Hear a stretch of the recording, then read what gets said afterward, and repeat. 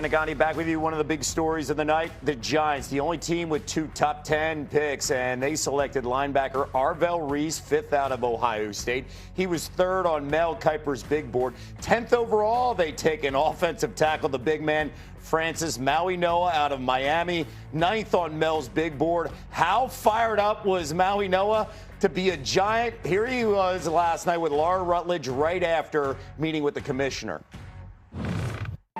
I'll die about this, man. Man, I'm ready to die for you, man. I know a lot of things has happened, bro, but I'm ready to die for you, bro.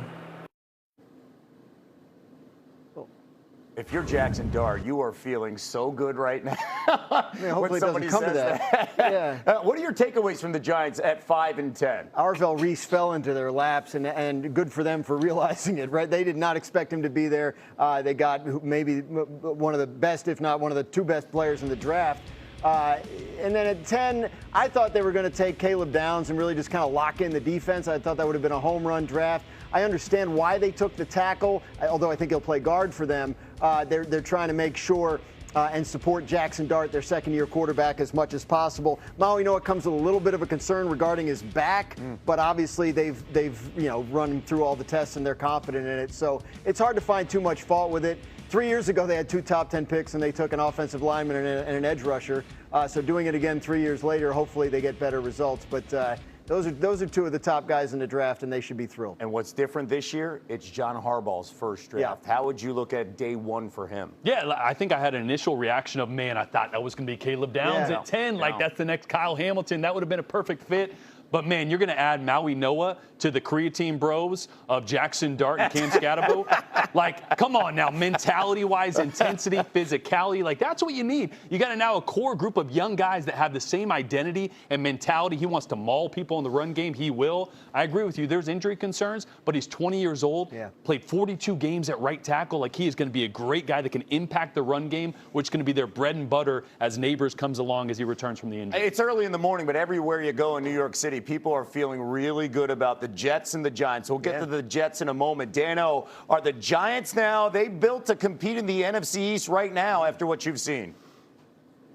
Not without a receiver. They better go get a receiver early tonight. That was a pick that, for me, I was sitting there and I was with Dom when Orlovsky Reese at 5 was getting selected, and I was like, give me Jordan Tyson. Give me Jordan Tyson. And I understand Orlovsky Reese, super talented, but I mean, it feels like the Giants have taken like an edge rusher for the last decade in the first round. So it's just a very good defensive line, or very talented defensive line, or front 7. Reese will play on the ball, off the ball.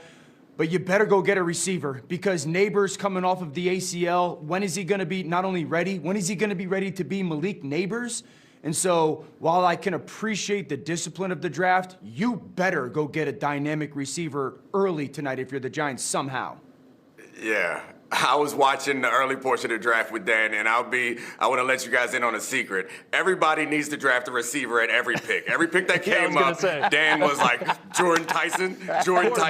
Everyone, that's a quarterback. Carnell Tate. Every single time someone came up, he wanted him to get a receiver. I like the fact that they're going to protect that quarterback. I think the getting better at the position that you're good at on the defensive side, adding another edge, like, I don't find that to be a problem. I think oftentimes the best defenses are really dominant up front. They're really good at something that forces the offense to adjust. If they have all these great pass rushers and edge players, they'll find a spot for him. And we all know Orlovsky Reese, he started off, or he's in college, he played off-ball linebacker, so they may even consider doing some of that for him. If a player that good falls to you, I'm sure they were surprised. They were so lucky. You got to draft him. I found it interesting, too. A lot of people had Orlovsky Reese going to the Jets. Instead, he's going to stay in New York, play on the same field. Let's talk about the Jets, because they had 2 picks coming in. They finished with 3 of them. They get the edge rusher, David Bailey, number 2 out of Texas Tech, the best tight end on the board in Kenyon Sadiq. And then they traded back to get Omar Cooper Jr., one of the big stars on that national champion Indiana team. All right, Jets fans usually have 3 to 7 days a year where they're really happy. And I feel really bad that I'm doing this show and Greeny's not here. Like on a day like this is like Christmas for Greeny specifically. All right, what are your takeaways here on what the Jets did? Because I was a big fan. Shout out to Brandon. They absolutely nailed it. We had a lot of discussion yesterday about that number 2 overall pick and why they would either take Bailey or why they would take Arvell Reese. I'm glad they went with the need for immediate production over talent and projection with David Bailey. I think he's going to make a day 1 impact where they need it. 0 interceptions last year. They need somebody that can affect the quarterback. He can do that. And then you go and get maybe the most talented player as far as a mismatch where you can use him as a chess piece in tight end Kenyon Sadiq. And then I love jumping back in the first round to get another wide receiver. Think of the skill position that the Jets are now going to present with Garrett Wilson, those 2 names up there, Breece Hall. I mean, they have so much young talent around Geno Smith. Taylor. Now, maybe they address a quarterback day 2 would be my next little thing, but I love what they did night 1. Signing Geno Smith means they don't have to draft a quarterback this year. They have 3 first-round picks next year. And the offensive line is in good shape because of how well they've drafted in the first round at that position. So, I think it's an exciting day if you're a Jets fan. I also think, to the extent, Sadiq, upside is tremendous, right? Maybe a little bit of risk if it doesn't hit. But when you have as many picks as they have, you can take a swing or 2. And I think, you're rock solid with Bailey at 2. I think you're rock solid. You know what you got with Cooper later in the round. So, how much 12 personnel, there's going to be 2 tight ends. He's going to have to be the blocker every time as an inline guy as he develops. And in a draft like this, you take the best available, specifically at 16. Dano, jump in. The Jets overnight became an interesting and exciting destination for their first-round quarterback next year. This is a place that has a good, solid offensive line now. It's a good, solid front 5. And we know they have Garrett Wilson, who's a star at wide receiver. I remain adamant about that. Once he gets a good quarterback, everyone's going to go, wow, this dude's one of the best receivers in football. Mason Taylor, Sadiq's going to be Zach Ertz in this offense. Omar Cooper Jr. is going to be Jarvis Landry in this offense. Whoever their pick's going to be next year, Arch Manning, C.J. Carr, one of those young quarterbacks that's going to come out, this now looks like an interesting and exciting place for that player.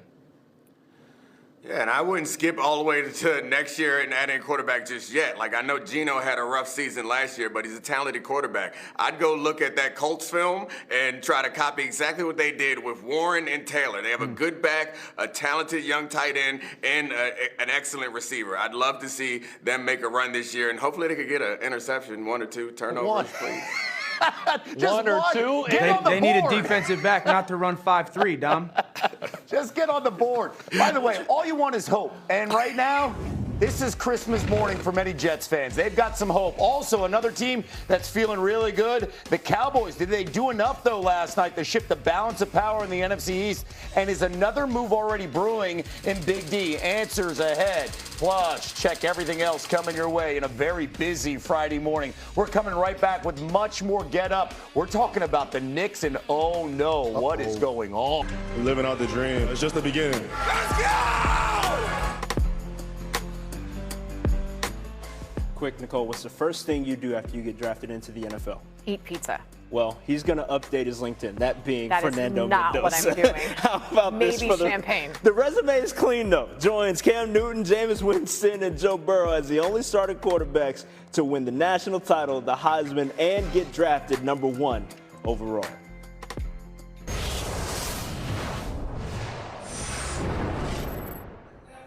This here is like Christmas for senior NFL draft analyst Mel Kiper Jr., and he's kind enough to share his gift with us here on SportsCenter. Mel, who won round 1 in your eyes?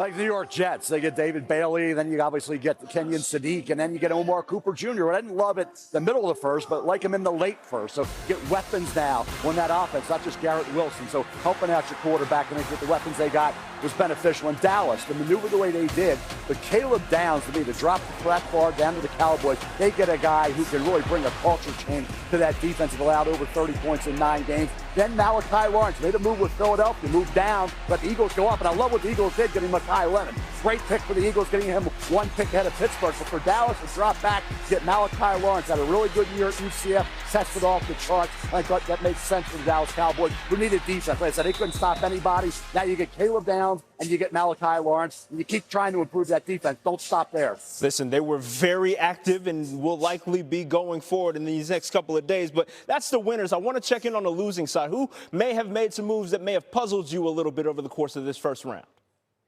it's not a loser, it's surprises. And the surprise for me was Ty Simpson. I thought once they made the trade with Kansas City and 29 went away for McDuffie, that it wasn't going to be tied to the Rams. I thought late first for the Rams, or maybe Arizona trading back in to get tied. To take him at 13 as the heir apparent to Matthew Stafford on a team that wants to win another Super Bowl with Matthew Stafford, and they had a chance to get Mekhi Lennon. They could have gotten an offensive tackle like Monroe Freeling. So to take Ty there surprised me. I'd have moved back. I don't think that we thought the Jets probably wouldn't. We didn't know even if they'd go in the first round. So to take him at 13 for a team that's built for right now to try to capitalize on Matthew Stafford, future Hall of Fame quarterback, getting another Super Bowl ring, did not just surprise me, it shocked me. Building for the future. That is an interesting move to do for an LA Rams team that, as you said, is built for right now.